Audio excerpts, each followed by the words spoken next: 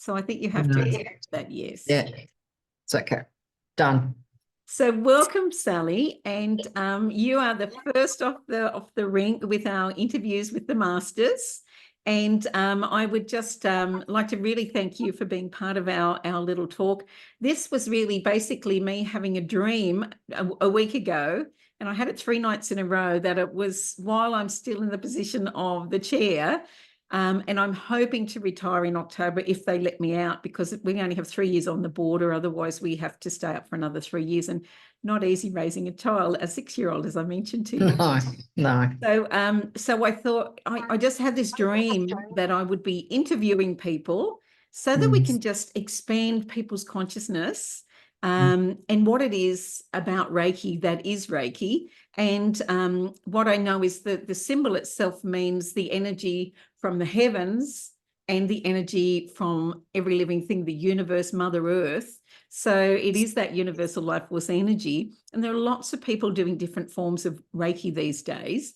I know I did some training with Hyakuten Inamoto as well, which was just such a blessing. And you were the contact I had through the emails so that I could register. So everybody, I would like you to welcome Sally Wain. Sally is she has her studio in Melbourne, and that is Komyo ReikiDo Melbourne. She is also the administrator for Komyo ReikiDo International, and Inamoto Sensei's representative in Australia and New Zealand. Welcome, Sally, and thank you. Thank you very much for having me, Carol. Thank you. And so we've got a few questions here. And yes. We're also going to give Sally an opportunity to tell us a little bit more about herself, because it's not just about this work. Reiki is how we live our daily lives and how we express letting go of anger and worry, and having gratitude for every living thing, and that having gratitude, being kind and compassionate, doing our daily work, our diligence, giving everything all that we have. And it's really about expressing who we are through everything that we do. And so, Sally, can you tell us a little bit about you personally, where you grew up, your personal interests, your family, your background, all of that sort of stuff, so we can learn a little bit more about you? Okay. I was born in Australia, so I was born in Melbourne. I grew up in a southeastern suburb in Clayton, which is a southeastern suburb of Melbourne, of course. So I suppose a regular childhood, going to school, everything else. My mother's Japanese. My father is Australian. And they met over in Japan during the Korean War while my father was stationed over there in Kure, which is not very far from Hiroshima. Anyway, they met, married, came out, and then had me, of course, and my sister. Excellent. My interests. So look, I've always been sort of a bit of a creative child and a bit of a recluse, really. I feel very comfortable as an introvert and being on my own occasionally, and then sort of connecting with others when I feel a need, which was quite interesting childhood, actually. Yeah, I loved art, so I really didn't do much about that until much later in life. And I painted a few things, oil paints generally, but moved on to acrylics. If I'd known, I would have gotten you to bring them up to the screen so we could have a look. Well, you can see one right behind me. Wow, that's yours. Yeah, I painted Beautiful. That one. Yeah. Wonderful. I painted him about Macrae Sui about 10 years ago, and I really haven't painted since then. I have done well, that's not quite true, is it? Yeah, I have done a few little watercolors for the Buddhist Sangha that I'm a member of, and they've placed those into their publications, so which was quite nice. But other than that, I haven't really been doing much at all. Perhaps when I retire, I can pick up the brush again. Yes, retirement, that's never going to happen, is it? Probably not for a Well, while. no. I've just recently gone down to 4 days a week at my work. I'm the I same. work, yeah. So I really don't know when or if I will retire, though I'll be working in some shape or form, I think. I don't think I'll ever give up working, to tell you the truth. Not that being a Reiki teacher is work. I think it's more of a calling, really. I agree. It's the same with being a practitioner as well. That's a calling as well. Yeah, definitely. So I've been working in the corporate world too for a long, long time, 50 I saw years. that on your website, actually. So what were you doing in the corporate world? In finance. I Oh my actually work. goodness. As a hypnotherapist as well, I'm always looking at patterns and the brainwave patterns, and what, somebody can walk in and I'll go, this person's really analytical, so this is what I need to do with them. And you kind of feel that, and you'd be exactly the same too. But you don't expect someone that's really analytical to also be very artistic. And I know years ago, my son, who was working for Google, sent me this brain mapping thing, a test, an IQ test first. And let me tell you, I did pretty well. And he said, did you cheat, Mum? And I said, no. As a matter of fact, I cooked dinner while I was doing it. But it said that I was smack in the middle of left and right hemispheres. And I would think that you're probably the same. Yeah, I've been tested before too, and I can't remember who did it. I think it was a friend of mine many years ago. Yeah. And the test came out really weird because I was, again, like you, I was sort of smack bang in the middle. Yeah. And they sort of couldn't believe it. Usually people are either left brain or right brain, and not a mixture of both. Yeah. Which is really weird. And the funny thing about it is, I'm a right-hander, but when it comes to the mouse, I use the mouse with my left hand. And I'm a left-hander and I use the mouse with my right hand. It's good. A bit of a mirror That's image. very funny. It is. I still remember my father taking us out to the golf course once, because my mum was a really wonderful golfer. And he took all of us children out, and I think I had 16 air swings on one of the holes. And he said, here, use my left-handed, no, use my right-handed club speed. No, it might have been the other way around, because you're no good with the other ones. And I did really well with the swap around. I think, anyway, it's interesting, isn't it? It is very, very interesting. I think one of the techniques, the Byosen Reiki and Hoin Reiki Ryoho, in general terms, you're supposed to use your non-dominant hand, for the scanning technique. Yeah. I suppose you could call it a scanning technique. But I have found that people, even with their non-dominant hand, had to switch over. Yeah. So I thought that was very, very interesting. And when I saw that for the first time, that's when I sort of started teaching, well, use your non-dominant first. If it doesn't feel right, use your other one, use dominant hand. Yeah. So that was interesting. Yeah, very interesting. Yeah, I think our intuition is really what we're meant to be tuning into more than anything, isn't it? So we've all got different gifts, and we just need to stay open to all of them. And so what led you to Komyo ReikiDo? I know that you've done the Asuishiki Reiki Ryoho. You've done several other styles of Reiki. And how did you find Komyo ReikiDo?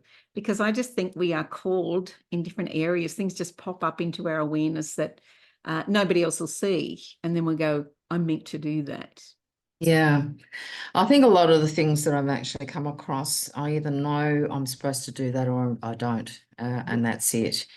When I first learnt the Western style of Reiki in the first place, I was very diligent in that, but after I became a Reiki master in that system, I just really found that something was missing. So I started researching, of course, but even the researching, it really didn't lead me very much.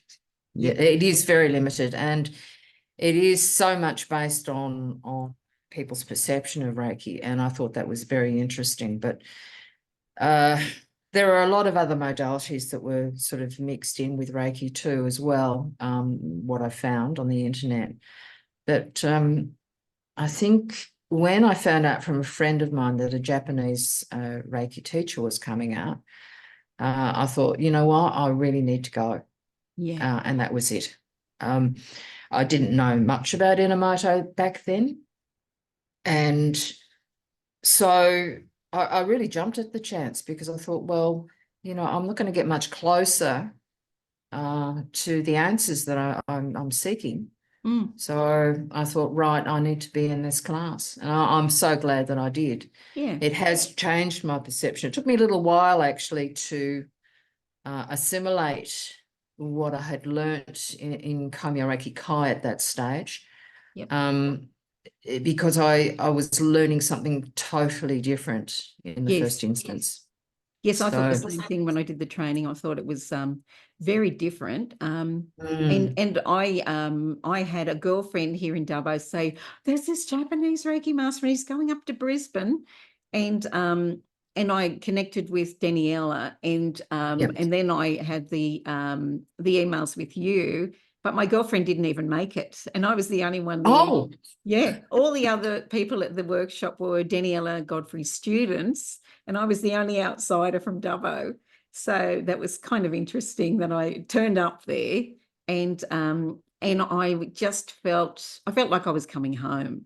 And I've done a Vipassana retreat in the Blue Mountains once, and that 10 days of stillness was a thing that really calmed my mind. I think probably I've got ADHD, I don't know, but it took 5 days to get the stillness, and I had a mystical experience which I've had before, where I've been into the light, all the rest of it.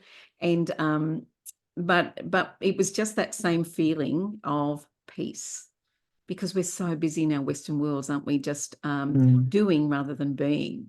So that's the thing that I found that Komyo ReikiDo brought back, was that spiritual essence of living your Reiki. yeah, I found that too as well. I did actually learn other Reiki systems after Komyo ReikiDo, I think mainly influenced by some of my friends, but I always returned to Komyo ReikiDo. You know, there was no doubt. What are some of the other things you've done? Because I know you've done yoga and zazen, the Zazen practice, and Yes. you've done a few other things. Would you like to tell us about that as well? Yeah, okay. At the time of my Reiki mastership with the Western style, I began a yoga diploma with the Australian Classical College of Yoga. And that was more of a classical form rather than anything else. And we studied the Patanjali's sutras, and meditation was a huge part of it. Definitely.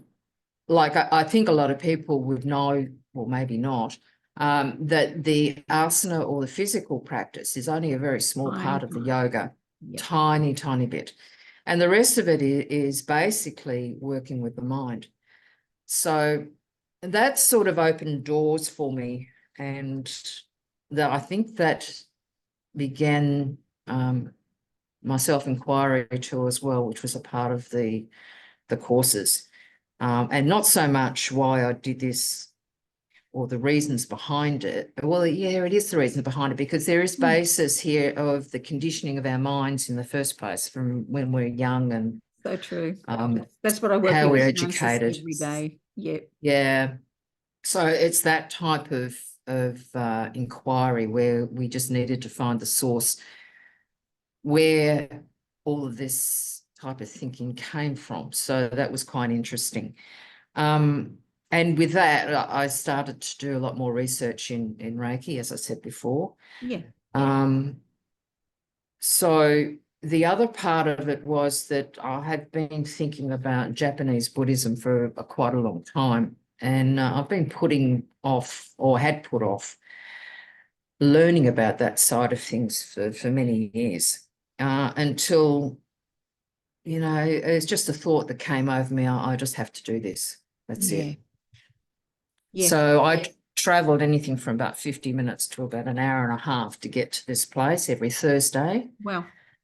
It was on the other side of town. During peak hour, I had to go and travel through, which was interesting in itself, but it did teach me patience. I bet it taught you patience. So so there was a benefit in sitting in the car for that long. Yeah, that's your meditation So time. yeah, well, it wasn't quite my meditation time, but it really, Just for it really, today, let go of yeah, anger. exactly. Do not worry. Do not anger is probably Oh, another yeah, one exactly. with peak hour traffic. But anyway, no, it taught me a great deal of patience there. Yeah, so that began in late, sort of the latter half of 2015. And then I became a member of this Sangha in 2016. And yeah, I was a regular attendee for quite a long time. And yeah, Exactly 2019. what is that? Well, sorry. Exactly what is that? What is what? The Soto Zen? Yeah, yes, that's what you said, that you've become a member of since 2016, yes. It's just a membership, and I think it's probably a commitment to the Sangha, really. Ah, Okay. It's I don't know how else to describe that. Um, yeah, I think it's a commitment to the practice and a okay. commitment to the Sangha. So I really thought by the end of 2015 that this is my place. Ah, And so, as you said with Reiki, it feels like coming back home. This was very similar for me as well. It's very much the same as the feeling that I had with Komyo ReikiDo as well when I first started that. Yeah, so I've been a member for quite a while now, and we get dressed up in our robes and all that sort of stuff. lovely. So in our black black So robes. it's all to set an emotional vibrational frequency of this is well, it actually triggers a thing in your subconscious mind that says, when I put these robes on, this Yeah. is the energy I now hold, doesn't it? Yeah, it does. It does Mm. actually change your practice. Mm. It seriously does. It's the same, I suppose, that if you've got a specific meditation shawl that you put on before your meditation, exactly the same thing. It becomes a catalyst to bringing your mind back into center. So So true. it's very similar to that. Yeah, so I took the initial precepts with the Soto Zen community in 2019. In which case there's like a little ceremony that you go through, which I probably liken that to Reiju, Okay. which was interesting. A part of the tradition of taking your initial precepts, you're supposed to sew a rakusu, Okay. which is, like a little apron type thing that they have around their necks, Yes. Yep. if you've seen those. Yeah, so there's a specific pattern and a specific way Wow. to bring it all together. And then, of course, the abbot will actually writes on the back in Japanese calligraphy. Beautiful. And you'll have my Dharma name there as well. So that was quite interesting. Yeah, so from there, it sort of fell over a little bit during COVID, like a So lot of many things things. did. Yeah. But funnily enough, they created a hybrid form of Zazen, would you believe? Was that an online one? Was that an online one? Which I thought was really, really interesting. But it was amazing. I think the Zoom shares must have gone up exponentially during that time. I Oh, mean, for everybody sure. virtually just got online, which was interesting. But a part of that too is also that yeah, Inamoto's gatherings also went online. Yes. Yeah, I've been to, I think, one of those. But Yeah. yeah. Yeah, and it all worked very well, didn't it? And it was just Yeah. amazing just connecting with him while he's in his home in Kyoto. And Yes. yeah, it was just lovely. I must get to Yeah. more So actually. yeah, I sort of became a lot more involved with him at the start. I mean, like I did a lot of work for him anyway, starting in 2015 anyhow, and it just grew. Yeah, so Yeah. that was sort of my next question was, when did you sort of start working in that field as his representative and administrator and all the rest of it?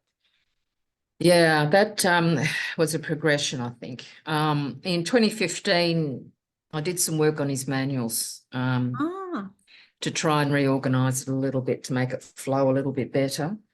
probably more for the Which, Western sort of yeah, model as well. Yeah, so you're yeah. kind of the bridge. Well, I wouldn't say that, but I mean, they're still his teachings. I've only just Yeah, rearranged his teachings. There's really none of me in it.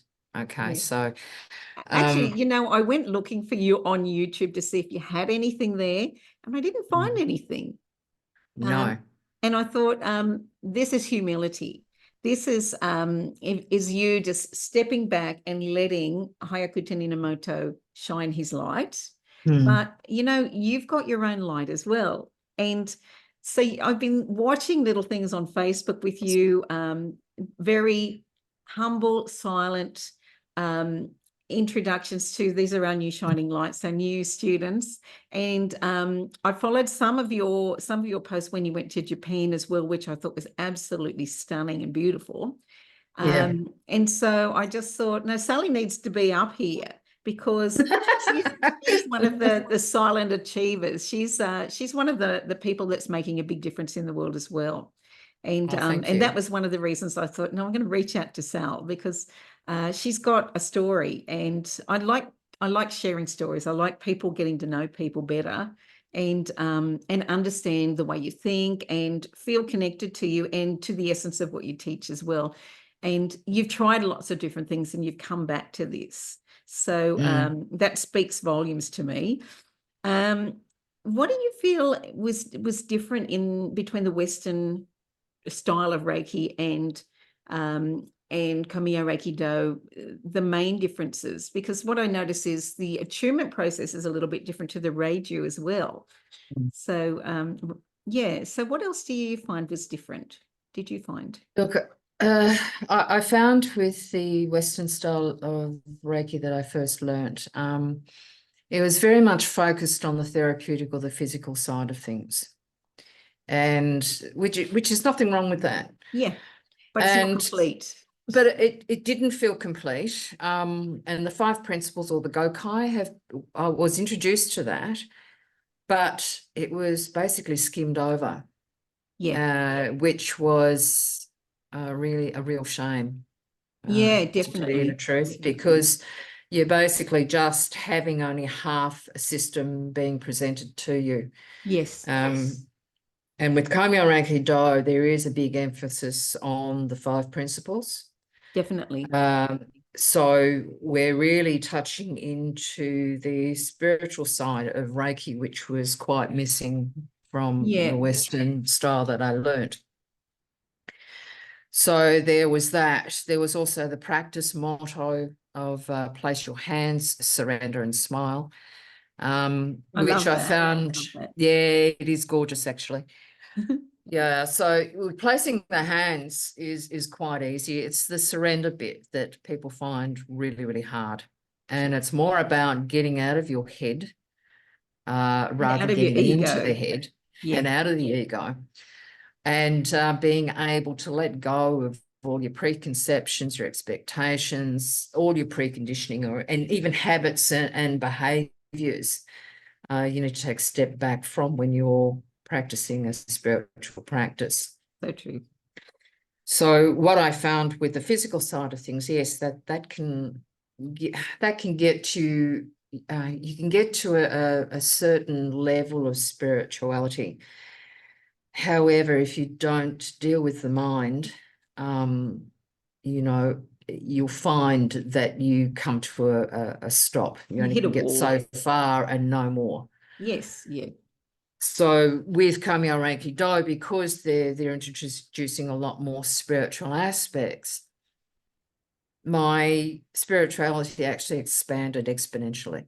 Yes. And I think that's why I love Komyo ReikiDo because it treats the whole person. It's not just, the physical side. Yeah, It definitely. treats mind and body. So, Yeah.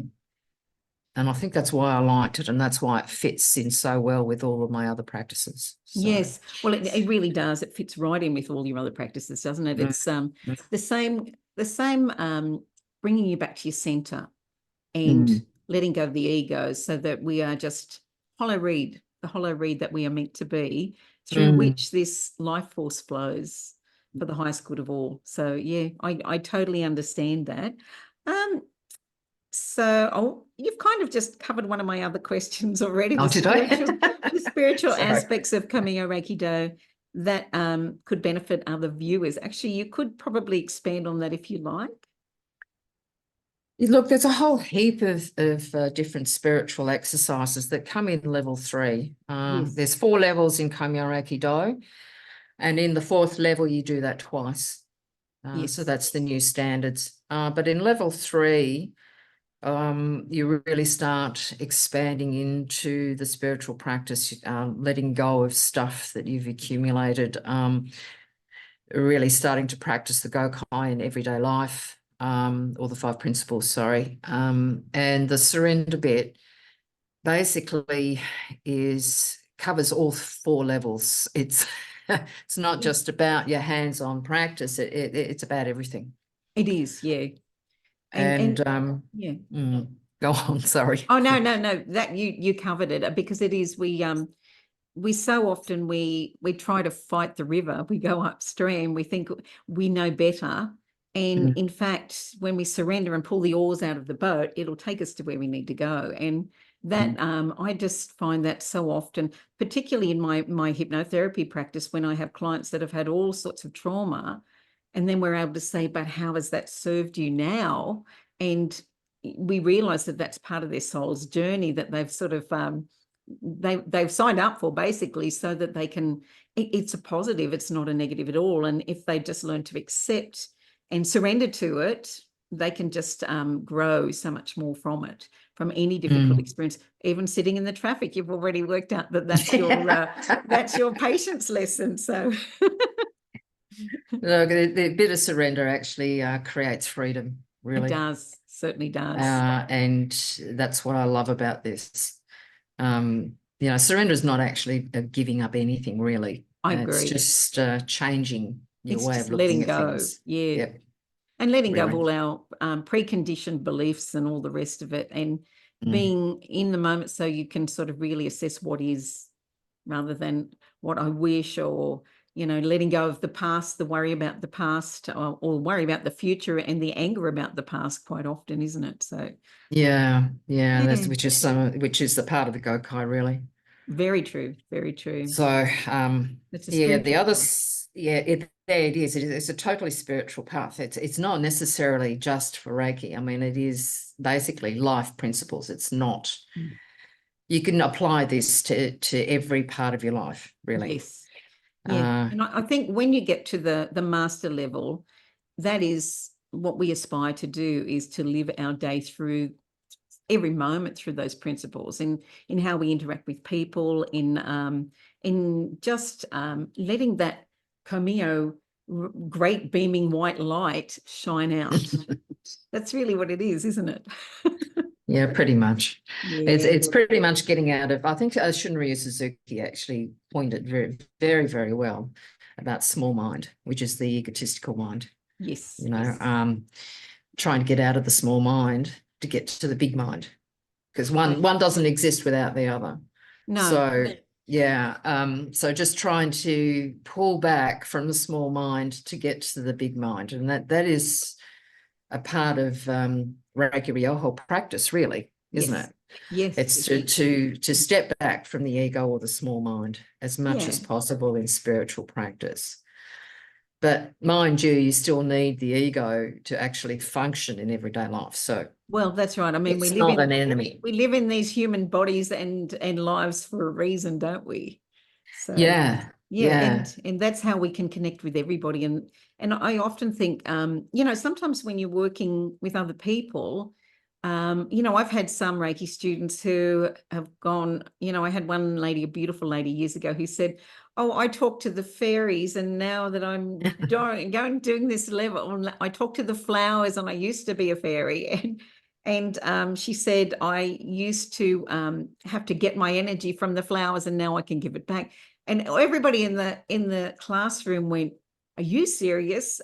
Why is she doing her masters? And I said, I meditated on this, and it came up, yes, every time. And I said, because what you don't understand is she will draw people to her that will never come to me.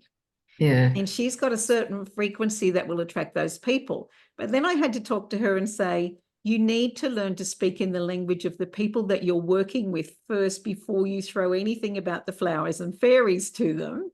Because if you can talk in somebody else's language and they start to trust you and get to know you, then you can share your insights with them. So, yeah, so that was an interesting lesson for me too. And it's all about letting go of the judgment, isn't it? Yeah, it is. Judgment can get us into a lot of trouble. And, you know, this can actually cause us irritation, anger, all the rest of it. And it's all based in what we've learned or experienced In those early previously. years. Yeah, the early years especially. Yeah, definitely. Definitely. So it is quite interesting. The journey of spiritual practice is basically acceptance. And with acceptance, there is no judgment. There is nothing else. And that's just surrender again, isn't it? Yeah, pretty much. Yeah. And a part of that also is the realization that we don't have to react to everything. So true. We don't have to be right. Okay. We don't have to have any of that. We don't have to argue at all. No. And we don't have to care if somebody agrees with us or they don't. That's not my circus, not my monkeys is a big one, I say. A good one. But it is true. I think Wayne Dyer, the great spiritual teacher, used to say, what you think about me is none of my business. So, I mean, even with today's society where we have to thank people, right? Even that is an expectation that we could probably lose. We don't need to be actually thanked. We should already know that what we have done is enough. True. That's it. Very true. So, yeah, it's an interesting thing that happens when you do your spiritual practice and try and walk the walk as much as possible. Mind you, there are epic fails. Yes, tell me about it. So, you know, I'm also very, very aware that, my epic fails are really epic fails. And, you know, sometimes red flags come up and I will react. But in that it's still an awareness that I have to have, but the red flags are becoming few and far between now. Yeah. Look, I said, somebody once said to me, oh, you're a Reiki master, you mustn't get angry. And I just laughed and I said, are you serious? Yes. And I said, what I found is, because I've been doing Reiki since 1998, and I said to them, what I've found is we still continue to make many mistakes, but we learn faster and we recover quicker. And so it is about when we fall down, we get back up again. And we just ask, how can this serve me? What can I learn from this so I don't do it again? So we start reacting to life and we start to respond in a whole new level, don't we? Yeah, exactly. Exactly. Yeah. There's new awareness, there's a new perception, and those perceptions, once they change, then we react from a different place, if we react at all. So it is an interesting little journey. I've forgotten what we're talking about. We were talking about the surrender and letting go of the smaller self at times, but remembering that is a part of who we are as well. Yeah. I think because we've got a functioning mind and body, we always have to aware that the ego is going to pop up somewhere. Certainly is. Okay, so that's something we cannot avoid. So yeah, that's interesting. I think I think we were talking about Komyo ReikiDo spiritual practices. So I think the other one that I find can be a little bit more difficult. And I think one of, particularly for beginners, is go placidly in the midst of praise or blame. Oh, definitely. So that is a very, very hard subject to broach with beginners, particularly if they have had no spiritual practices at all under their belt, like meditation and so on, or yoga even. Yeah, this motto of Komyo ReikiDo is about traveling the middle path. Definitely. So it's about not reacting to the good in life or the bad in life. In other words, the praise or the blame section. Yes, it reminds me of the story of the Chinese farmer. That's it. Do you know Go that on. story? No. Okay. So once upon a time, there was a Chinese farmer and he had a son. And his son went out one day and he caught this wild horse and he brought it back to the farm. And all the villagers said to the farmer, "Oh, what good fortune! How wonderful!" And the farmer said, "Perhaps." So the very next day, the young son of the farmer got on the horse and went for a ride. The horse threw him off and he broke his leg. So all the townspeople said, "Oh, what a terrible thing. How terrible is that?" And the farmer said, "Perhaps." And the next day, the Chinese government sent people out to all the villages to collect people to take them to fight in their war. But when they came to the farm, they couldn't take the young fella because he had a broken leg. And again, the villagers said, "Oh, what wonderful fortune." And the farmer said, "Perhaps." And so it is always about not deciding if something is good or bad, but just becoming the observer of the thoughts and just understanding that there's no point in making a judgment. We don't have to react. We can just be with what is. And it worked out well for them. So I actually have heard of that before. I thought you would have. Yeah, it's an old Yeah, one. no, I did, but sometimes I have a lapse of memory, so that's okay. Yeah, it's an old one. Yeah, it is. Yeah, it is. I've forgotten about it actually. Yeah, so the go placidly is the part that I think that most of us would like to be in, that calm space where our perceptions basically are a lot clearer when we're from in the calm space rather than from an angry one, because when we lose our minds basically in anger and we don't see things clearly. So go placidly is it can be quite challenging. Definitely. So to try and teach a beginner on this, it's very, very hard because the middle path is not a straight line. It's all over the place. And with the praise or blame, we are so hardwired in seeking things that we like or gives us pleasure. We tend to head straight for that, not a problem.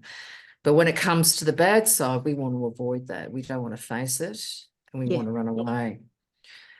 So trying to teach a beginner not to run away and not to be pulled by attachment to things that give them pleasure is a very, very hard concept to teach anyone. But but this is in our manual level 1, which I think is a good place to be because it's a start. Yes.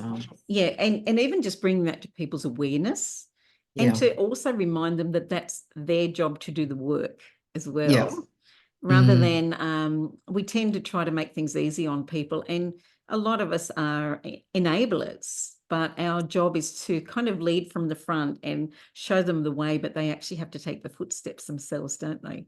Yeah, exactly. Yeah. So it's always a bit of a journey to try and bring up some examples of their dualistic thinking and the way that they think, how the words are in, the words themselves in their thoughts are dualistic. So it's an interesting thing, a concept to bring to the classes, which I found very hard to teach, really. Definitely. Do you know, I had this mystical experience I had probably 20 years ago when I taught a master's workshop with 11 masters in it. And on the Saturday night, I meditated. And I went into the light and I was part of that light. It was the brightest light I'd ever seen. It felt like nothing but love. I couldn't even explain how amazing that was. But in that place in the light, I saw all these little colored balls of light. And the way I kind of made sense of what that was, these are other people's souls. And then I went, oh my God, that light is shining through them. It's part of them. They're part of it. Wait a minute, if they are, so am I. How can we feel that we are less than perfect when that is our true nature? We are all one. We are all that God energy. We've got to let go of judging each other, because as we judge another, we judge ourselves. And just to really, that after that one experience, the next morning I tried to explain it to everybody and I just couldn't stop crying. I was in so much joy and everybody got it. It was like they all got it. And it was just one of the most powerful experiences I've ever had, but it just got me back into to letting go of that dualistic thinking and just realizing there's no good, there's no bad. There just is, and what we make of it, kind of thing. Yeah. Yeah. Yeah, because I think that once we get into the dualism, it separates. Yes. Right, which then creates a bit of a barrier to get back into that field of non-separation, which I think you're describing, where we're in a field of oneness, of all connection and everything else like that. So I think that's the major thing of the ego, is to separate. And mine's better than yours, all the rest of it, and religion, all the rest of it too, isn't it? Yeah, it's right and wrong, everything in that. Yeah. So that is the part, which is the small mind, that stops us from getting into that field of consciousness, of oneness, of big mind. And that's something that we tend to fight with for the rest of our lives, basically. And it is like we sort of think we get it and then we fall down the mountain again. And yeah, exactly. Again. It's the story of the other story that Hyakuten talks about, going up the mountain, the ox slayer, how we walk along and we're trying to search for enlightenment. So we're facing the ox and then we get a glimpse of him and then we finally catch him. And then when we catch him, we ride him back down the mountain and start all over again. And that is the journey, isn't it? We kind of think we get it. And then we realize we never get it. It's a lifelong journey of learning and growing and all the rest of it. Yeah, I think we get it in small glimpses. I don't think we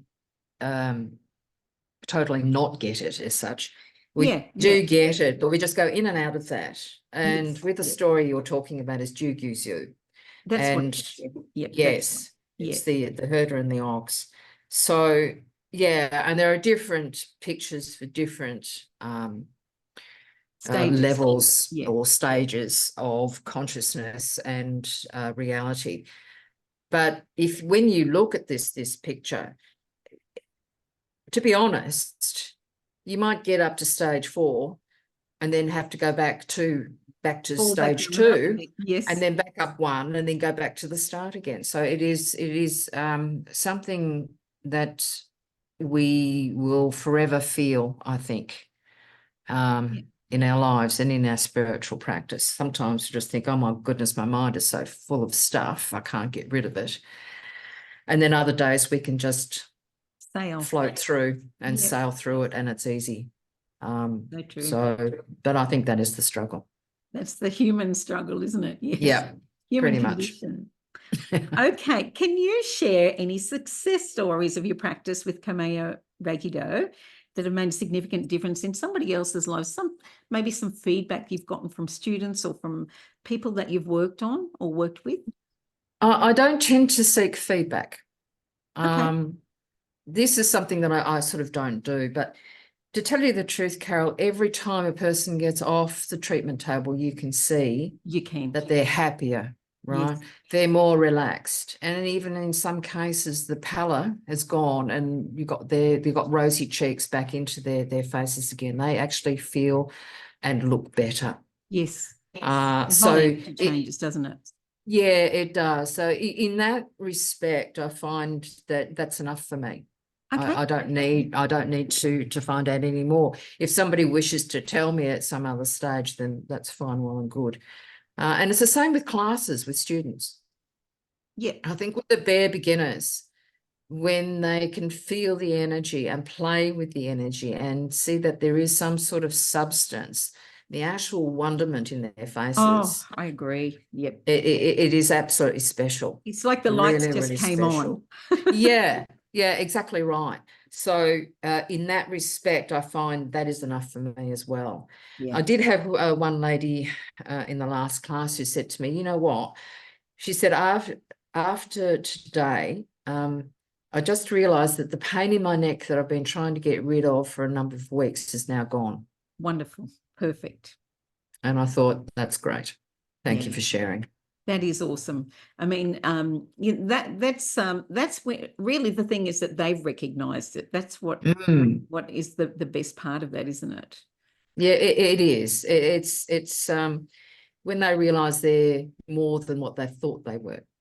Exactly. Yeah. And Because I I thought have that's people say, brilliant. "Oh, I didn't think I'd be able to do it." And I go, "You cannot not do it. It's part of your being. It's part of who you are." And my job is just to open up that little awareness for you so that you just recognize your own true nature, really. Yeah, pretty much. Yeah. So yeah, so in that respect, I can see the success every time. Yeah. So That's um wonderful. mm, Have you felt that there have been any challenges you've had to face through your practice? Any major challenges? look, not I'm a bit, yeah, I'm not sure how to answer that. Sorry. Look, we all have challenges. And yeah, it is always something that we have to face anyway. And you know, as I said to you, sometimes I have epic fails. Ditto. But yeah, and I just need to sort of reflect on it and then move on because there's nothing more I can do on that. What's happened has happened. Um, and yeah, I just need to let that go and move on Yeah. and And learn that's the from thing. it, you know? Yeah, yeah. I mean, That's I just all. don't think there really are any failures as long as we learn from them and just choose to make amends for it or make a difference next time so that we continue to rise up, really. Yeah. Yeah, I think the challenge here is to try and not um, feed into our habits more than we should. So true. So true. So Excellent. that's it. So how you went to Japan. Can you Yes. tell us a little bit about what was that the first time you've been to Japan or you've been before with your father or I um went to Japan as a young girl with my mother when I was about 6 or 7. and And what were some of the most significant and enjoyable experiences you had while you were in Japan? well, it was a bit of a dual purpose, really. The first thing was that Justin Stein had a Reiki history tour around about that time. So he's going to And be I one of our thought, speakers too. Oh no, wrong Justin, person. I've got Francina, wrong yeah, person. wrong Yes. person.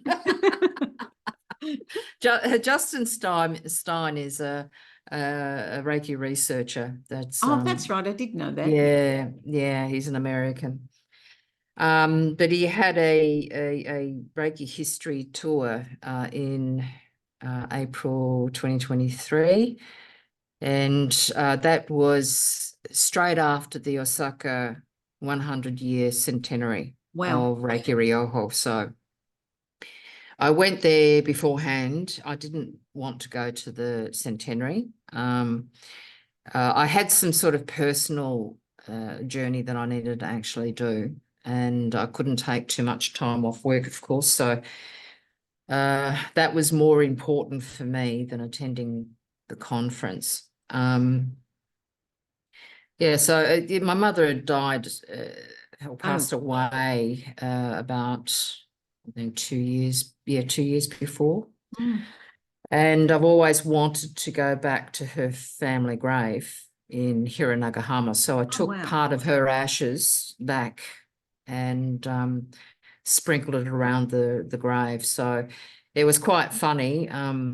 When I hired a tour guide to find the grave, she said it was like finding a needle in the haystack. Wow. But as circumstances have it, Funny things just that. fell into Yes, it place. is. Yes. Yeah, yeah, it was quite interesting. Though. Amazing. Everything fell into place. And she found the grave, and we went there and sprinkled the ashes. Apart from that, I visited some places that I remembered as a child Wow. Okay. as well. So I revisited this Miyajima Island, which is about an hour away from Hiroshima, and stayed there overnight because I had distinct memories of going to the shrine there that looks like it's floating in the water in Wow. high tide, and it's Yeah. beautiful there. And you've got the floating Torii Gate there, which is very, very distinct in my mind. Mm. So yeah, there was an energy there that I felt as a young child. So I went Amazing. back there, and I certainly found it in the temple. So that was interesting. That is. That is. Um, yeah, but other than that, I traveled to a few places that really held a lot of interest to me. Mm. Amaterasu Omikami, which is the sun goddess. Mm. I went to her main temple in Ise, uh, uh, which was fabulous. And of course, with Justin Stein, visiting Mount Karama, was an interesting place too as well, near the summit, Wow. where all the magical tree roots and old cedar trees and that. The energy on that mountain is astronomical. Wow. Okay. And yeah, so I'll be returning back there in November this year. Wonderful. Yeah, Wonderful. to go back and do some practices there. The thing about Japan is it's not so much in the cities, but in temple grounds and in the quiet places. The energy from that place was amazing. Mm. And it's drawing me back actually. Yeah. So I think when we've got places of worship or places, well, I mean, there's going to be ley lines and all sorts of things there, but with people continually, I don't know how to word it, using those places, those sacred places for prayer, for meditation, that in itself seems to rise the vibration and that energy of a place, doesn't it? It certainly does. Mm. But it's also Mount Karama, or Karamayama as it's called, is a known power spot. Ah, okay. The whole mountain is a power spot. And then Wow. there's a couple of other specific power spots there too as well. One is in front of the temple of Karamadera, and it's on the other side is another little temple where is another power spot to Maoson. So it is very, very interesting to actually stand in the different places. Wow. But yeah, the only shame about it was that when we went to near the summit of the mountain, or Sugi Gongen temple, where Sui Sensei was supposedly received great Reiki, in his words, was very near that place. And the little temple there has now been destroyed by a typhoon in 2018, unfortunately. Oh, But even so, the energy there is just amazing. yeah. Absolutely amazing. Yeah, that's wonderful. Mm. Yeah, so You got to get there. You got to experience that. That's what's so wonderful too, because so many oh of us, yeah. we just don't have any understanding of that. The concept of that feeling when you go to a place like that. So I think if anything, I mean, with my Reiki practice and with Inamoto Sensei, who came up on the mountain with us the second day, there was a real connection at the very soul, I think, the very heart of me, Yes. that made Reiki Ryoho make sense. There was an understanding there. Yes. And it was really a really odd feeling, actually, to feel that there. And receiving Reiju on top of the mountain too was wonderful. Meditating there was wonderful. Mm. So if any of the Reiki practitioners really want to connect to their Reiki practice, I would highly recommend to visit Mount Karama. Wow. Well, hopefully anybody seeing this video will actually think to go and do that, because it just it deepens your connection to your soul, doesn't it? It does, definitely. It really, really does. And everything that you learn all of a sudden seems to make sense, or there's more of an understanding of it. Knowing. And there is a complete knowing. Yes. So which I found very, very interesting. Mm. So yeah, a part of the other part of the history tour is that we visited Taniai village where Sui Sensei was born. I saw the gate, the Torii gate where he donated with his brothers, and you can see their names etched in the gate itself. It's like concrete, but it's not quite concrete. So their names are literally etched in stone. Amazing. It was. And Saihoji Temple in Tokyo, which is the Jodo Shu Buddhist temple. I visited the grave there too as well, which also had significance in there. However, I must admit, over the years, some of the Reiki practitioners weren't behaving too well. So the wife of the temple priest wasn't too welcoming. So yeah, no, it wasn't good. I mean, yeah, so we had to go there in groups of 3. Not all of us could go in at the one time. And I could see the reasoning behind that, because you don't want people just climbing over other people's graves and all this sort of stuff. No. So, which did actually happen. Yeah. And I heard a story from one of the participants that someone tried to chisel off a piece of stone. How disrespectful. Yeah. So yeah. So if anybody goes there, they just need to be aware of that no big groups and no chisels go through, and no chisels.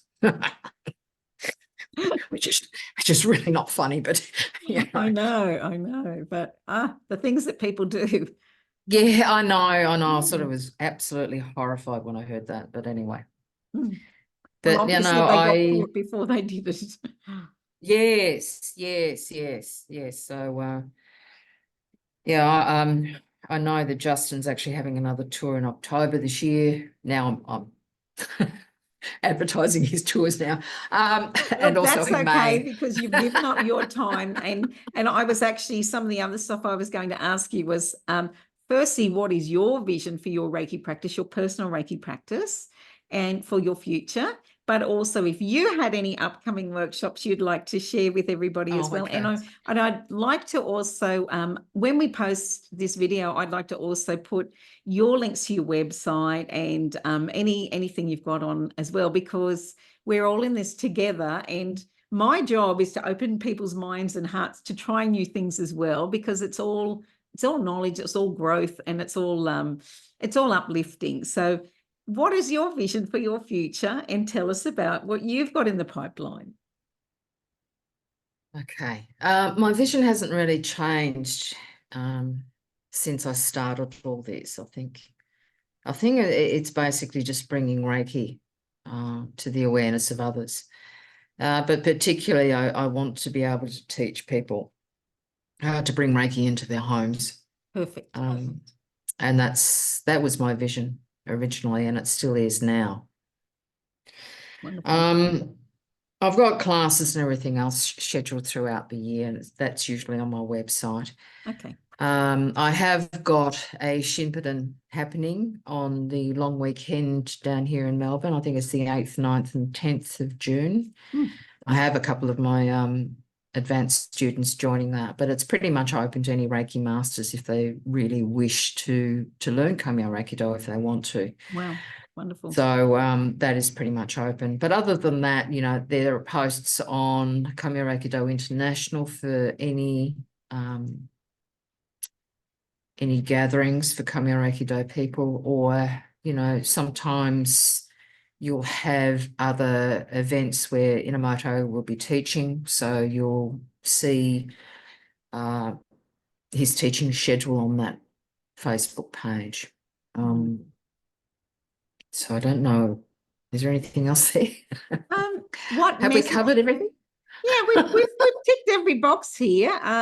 One was sharing your resources or references for viewers, but you've kind of just done that now. And your upcoming workshops, which you've touched on, but I'll also have a little look on your pages. And if there's any events there, I'll just put a link to them as well. And what message would you like to share with our viewers? What would you like to leave everybody with? What's your one liner, or maybe a couple of lines, a message that you'd like to share with others? All right. If you want change, if you want to evolve, you need to practice. That's it. Perfect. Without the practice, nothing changes, nothing evolves. So I think that is the basis of every spiritual practice there is on this earth. So, and it's a practice because you have to practice. You have to do the practice. You have to do the work. You have to take responsibility for your work. And the only way to get anywhere or to feel better, you just need to keep practicing. That's all. Perfect. Keeping it simple again, isn't it? Pretty much. Wow. Well, I think everybody's going to be so happy to see this interview with you, Sally. And I really appreciate everything that you've done and everything you've said, and just sharing your time and your energy and that little part of you with everybody. I think that's a wonderful thing. And hopefully it's going to also get people to look at other styles, including Komyo ReikiDo, so that they can try something that's going to bring them closer to their spirit, which is just wonderful. So thank you so much. I will now end the recording, and hopefully we will both be on it once I have a look at it, because I'm not so good with this thing. But anyway, we will work that out. Okay. Thank you very, very much, Carol. Thank you, everyone. Take care. Thanks, everybody out there in La La Land.